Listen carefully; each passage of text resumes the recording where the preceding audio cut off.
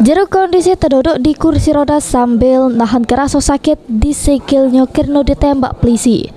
AN alias Andi Belong yang ditangkap anggota tim Elang Reskrim Polsek Talang Ubi Pali karena sudah maling motor di desa Talang Bulang terhadap korban bernama Elsa.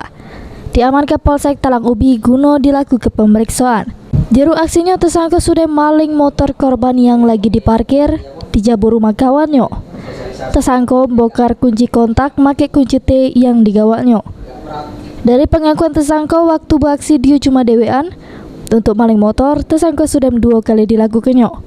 Tersangka juga pernah dipenjara karena kasus yang sama. Bagaimana? Balik sebadak. Sebadak. Apa yang kau lakukan? Tahu tak? Mantan sarannya. Berapa kau galak? Berapa kau galak maling? Dewek nan. Dia tu lah, dengan kawan-kawan. Dekat kan. Di mana be? Jujur, di mana be? Ada di situ lah dan lama tidak. Berapa tempat? Di mana be? Di Tambulan tu lah. Berapa kali? Sekali lah. Kali. Cara mana kau? Mana caranya? Apa? Cara mau kemaling tu mana? Tidak, bawa kunci nan. Hah? Kunci T ya? Kapolsek Talang Ubi Pali Kompol Alpian Nasution jelaskan tersangka berhasil ditangkap oleh anggotanya yang dipimpin Kanit Reskrim Ibda Bambang di Dusun Sepada, Kecamatan Talang Ubi Pali. Tersangka yang merupakan residivis kasus curanmor ini harus tinjuk tindakan tegas. Ditembak sikilnya karena nyoba melarikan diri waktu nak ditingkap. Ini berdasarkan laporan dari korban bahwa si korban ini bertamu ke salah satu kawannya, ya.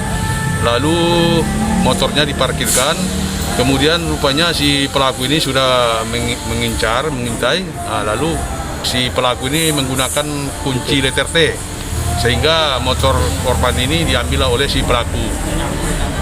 Ini pelaku berhasil ditangkap di mana dan? Untuk si pelaku berhasil ditangkap oleh tim Elang Polsek Talang Ubi di bawah pimpinan Kanit Reskrim Ibda Bambang SH beserta tim di salah satu desa Sebadak, di tempat persembunyiannya. Dan ini sempat ada ucapan dari masyarakat juga dan ini benar. Sangat meresahkan apa? Ya benar, karena ini di samping meresahkan dan juga ini adalah pelaku residivis, sudah berulang kali. Kasus yang sama ya, Tan? Kasus yang sama, benar. Ancamannya? Untuk ancamannya ini adalah perlakuan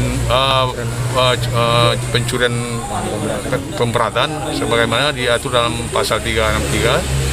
Untuk ancaman hukumannya di atas 5 tahun penjara.